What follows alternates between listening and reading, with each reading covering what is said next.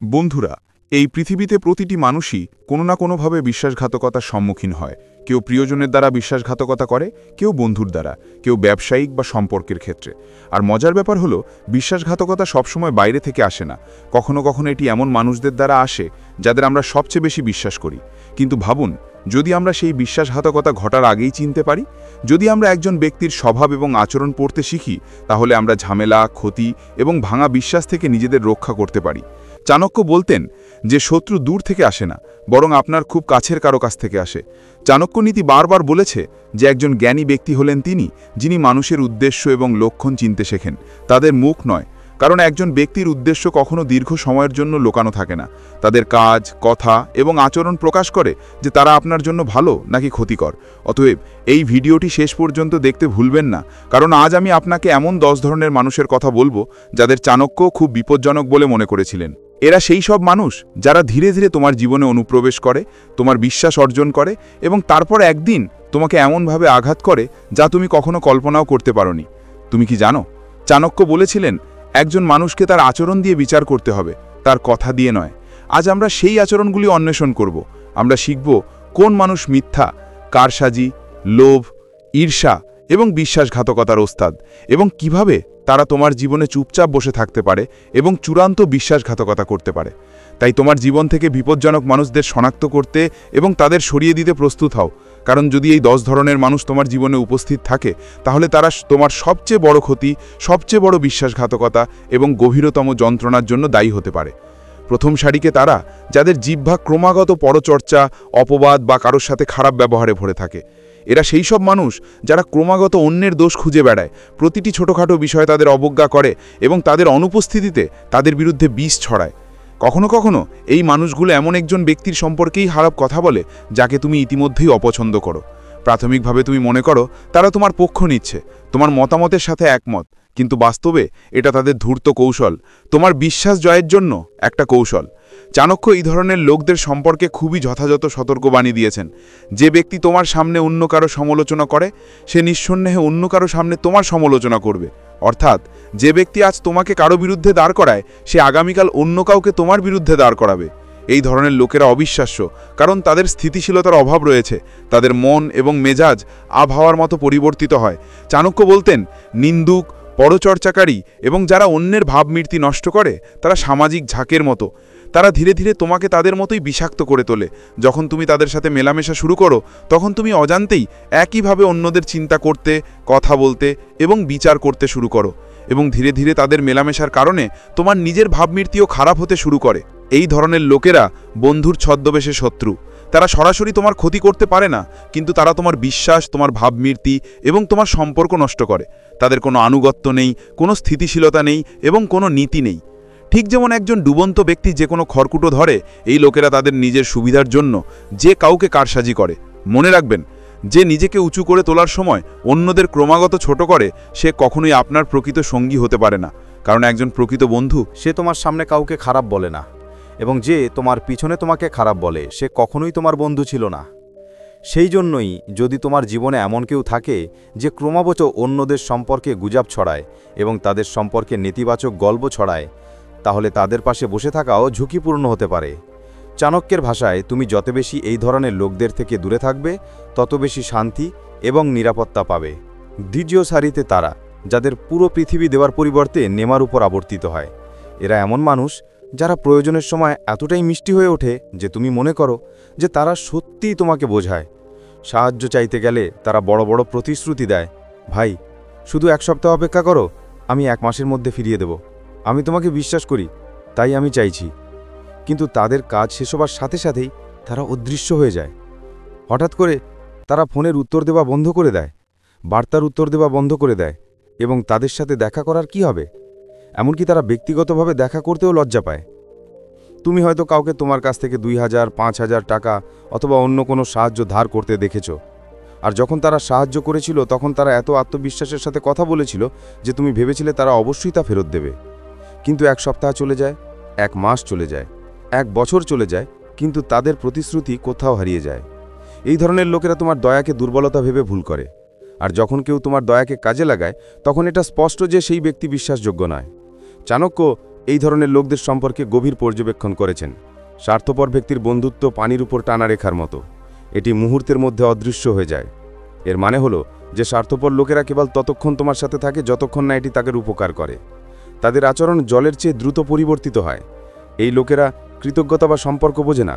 তাদের পৃথিবী আমার উপকার এবং আমার ক্ষতি এর মধ্যে সীমাবদ্ধ। চাণক্যের নীতি অনুসারে যে ব্যক্তি তোমার দয়া মনে রাখে না, সে ভবিষ্যতে তোমার সাথে ব্যাপকভাবে বিশ্বাসঘাতকতা করার সম্ভাবনা রাখে। এই ধরনের লোকেরা তোমার আবেগকে কাজে লাগায়, নির্দোষিতা এবং সরলতার ভান করে তারা তাদের স্বার্থপরতার জন্য তোমার দয়াকে অস্ত্র হিসেবে ব্যবহার করে।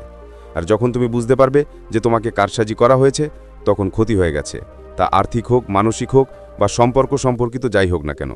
মনে রাখবেন, যে কেউ তোমাকে সম্মান করে না, তোমার সাহায্যকে হালকাভাবে নেয় এবং নিজের সুবিধার্থে তোমার বিশ্বাস ভঙ্গ করে, তারা কখনোই তোমার সঙ্গী হতে পারে না। এই ধরনের মানুষরা সময়ের সাথে সাথে তোমাকে আরও বড় বিশ্বাসঘাতকতার দিকে ঠেলে দিতে পারে, কারণ তাদের একমাত্র চিন্তা হলো স্বার্থ। অতএব চাণক্যের মতে স্বার্থপর এবং অবিশ্বস্ত ব্যক্তিদের থেকে নিজেকে দূরে রাখা বুদ্ধিমানের কাজ। আর যদি তোমার জীবনে এমন কেউ থাকে যে কেবল প্রয়োজনের সময় তোমাকে মনে রাখে এবং পরে তোমাকে উপেক্ষা করে, তাহলে বুঝতে হবে যে তারা বিশ্বাসঘাতক ছাড়া আর কিছুই নয়।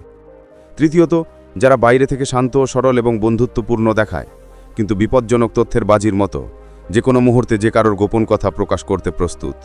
এই লোকেরা তোমার সামনে কারো সম্পর্কে খারাপ বলে না, স্বার্থপর হবার ভান করে এবং তারপর অদৃশ্য হয়ে যায়। বরং তাদের আসল চালাকি অন্য কোথাও লুকিয়ে আছে।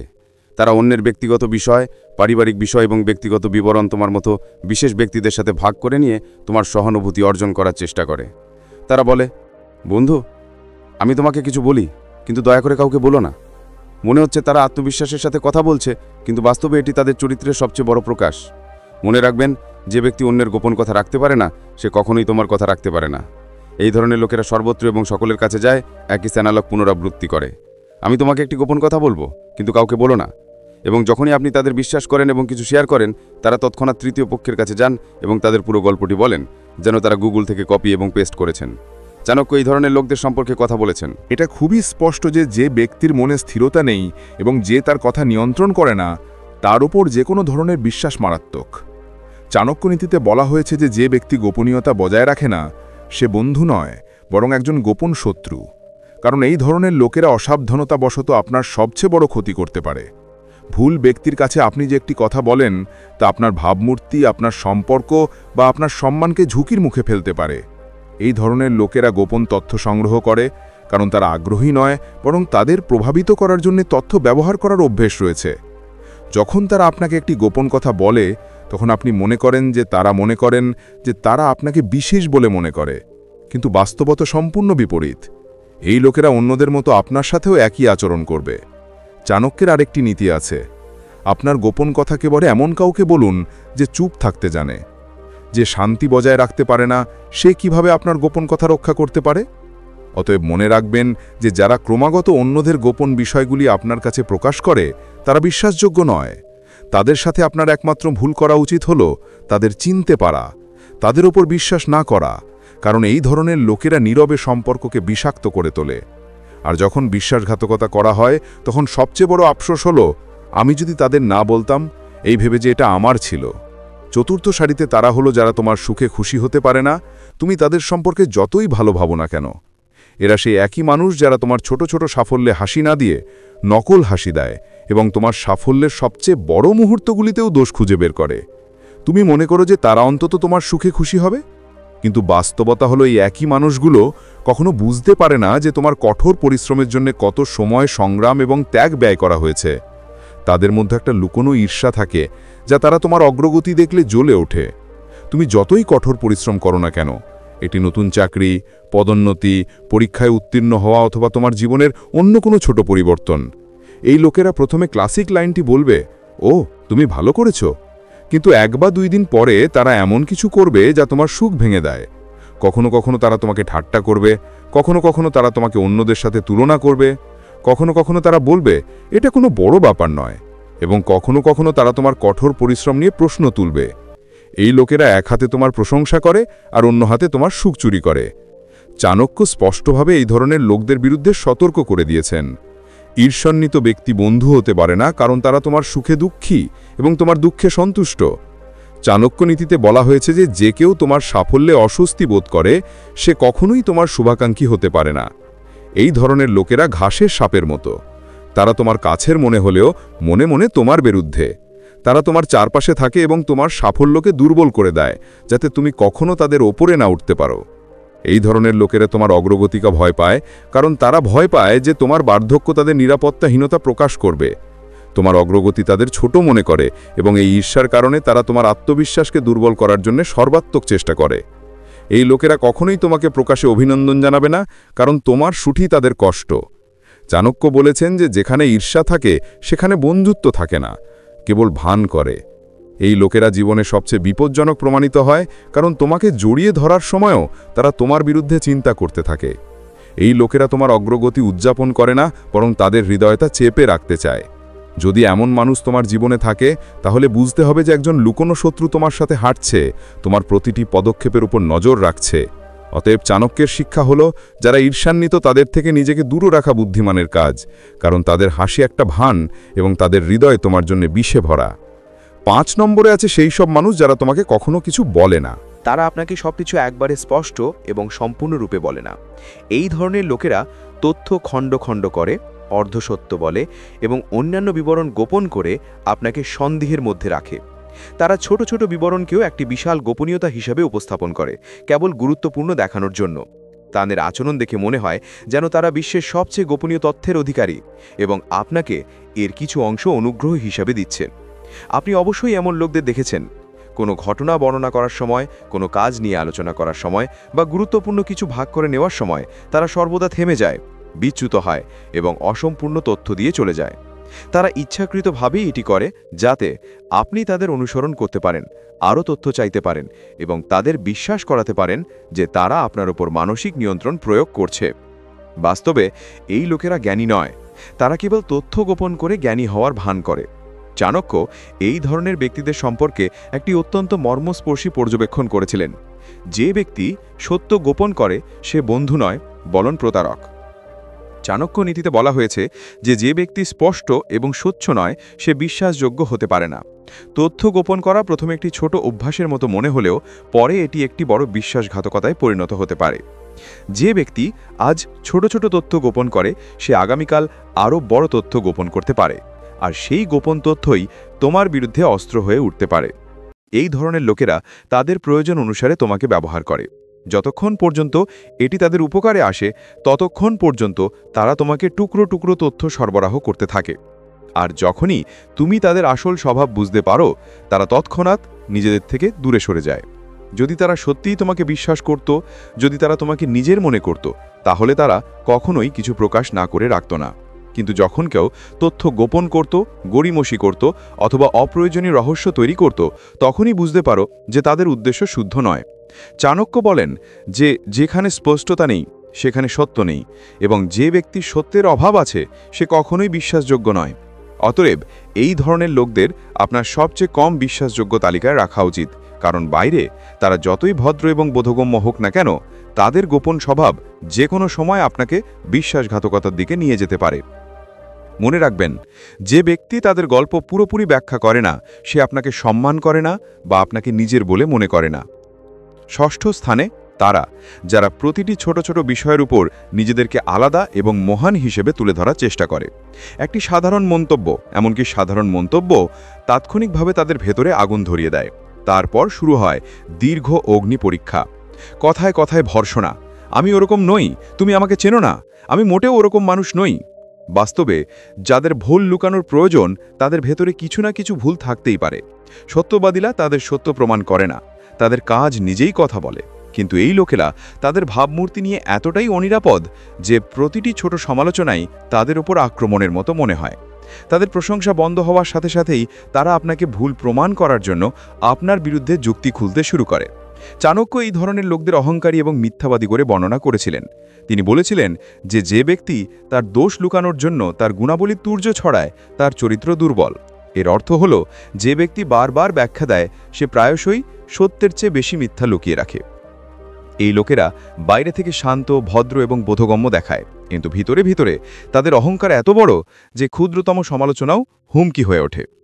তারা এটা গোপন করে, তাদের ভাবমূর্তি নষ্ট হওয়ার ভয় তাদের অস্থির করে তোলে এবং তারপর নিজেদেরকে বিশ্বের সবচেয়ে গুণী ব্যক্তি প্রমাণ করার চেষ্টা শুরু করে।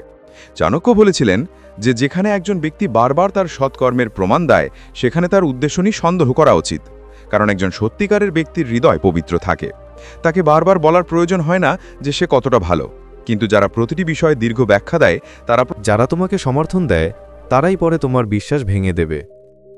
এই ধরনের মানুষ সম্পর্ক টিকিয়ে রাখে না, তারা কেবল তাদের ভাবমূর্তি উন্নত করতে চায়, এমনকি যদি এর জন্য তোমাকে ভুল প্রমাণ করতে হয়।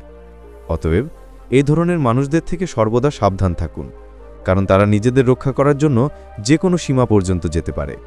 7 নম্বরে তারা হলেন তারা যাদের আচরণ আবহাওয়ার মতো পরিবর্তিত হয়। যারা গতকাল তোমার বিরুদ্ধে ছিল, যারা তোমার কথার সবকিছুতেই দোষ খুঁজে পেয়েছিল এবং যারা তোমার উপস্থিতিও পছন্দ করেনি, তারা আজ হঠাৎ করে তোমার সবচেয়ে বড় সমর্থক হয়ে ওঠে। এই পরিবর্তন কখনোই স্বাভাবিক নয়। একজন ব্যক্তির স্বভাব এত তাড়াতাড়ি পরিবর্তিত হয় না, তবে তাদের স্বার্থ অবশ্যই পরিবর্তিত হয় এবং এই স্বার্থ তাদের আচরণের মিষ্টিতা প্রকাশ করে। যখন কেউ হঠাৎ খুব মিষ্টি, খুব ভদ্র বা খুব সহায়ক হয়ে ওঠে, তখন আপনার বুঝতে হবে যে তারা একটি গোপন উদ্দেশ্য নিয়ে আপনার কাছে আসছে। চাণক্য বলেছিলেন যে একজন স্বার্থপর ব্যক্তির আচরণ নদীর স্রোতের মতো। যেমনটা ঘটে, মানুষ সেই দিকেই ঝুঁকে পড়ে যেখানে তারা লাভ দেখতে পায়। এই কারণেই যারা গতকাল তোমাকে সম্মান করেনি, তারা আজ তোমাকে খুব সক্ষম, খুব বিশ্বস্ত এবং খুব বিশেষ বলে ডাকতে শুরু করে। বাস্তবে তাদের কাছে একটা চাহিদা আসছে। তাদের হয় অর্থের প্রয়োজন, কাজ করানো, অথবা নিজেদের সুবিধার জন্য তোমার ভাবমূর্তি কাজে লাগাতে চায়। আর যতক্ষণ না তাদের কাজ শেষ হয়, ততক্ষণ তারা তোমার সামনে মিষ্টির মুখোশ ধরে রাখে। এই ধরনের মানুষরা সবচেয়ে বিপজ্জনক, কারণ তাদের আসল স্বভাব মিষ্টি কথার আড়ালে লুকিয়ে থাকে। চাণক্য এই ধরনের মানুষকে স্বার্থপর বন্ধু বলে অভিহিত করেছিলেন, যারা বন্ধু নয় বরং ছদ্মবেশে শত্রু। তিনি সতর্ক করে দিয়েছিলেন যে এমন কারো থেকে সাবধান থাকা উচিত যে হঠাৎ করে কারণ ছাড়াই ভালোবাসা দেখায়। তাদের উদ্দেশ্য ভালোবাসা নয় বরং সুযোগ।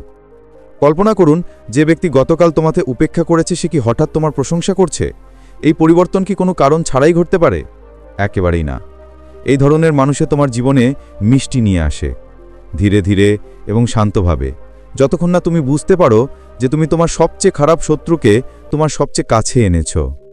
অতএব আচরণে এই ধরনের আকস্মিক পরিবর্তনকে কখনোই অবমূল্যায়ন করো না।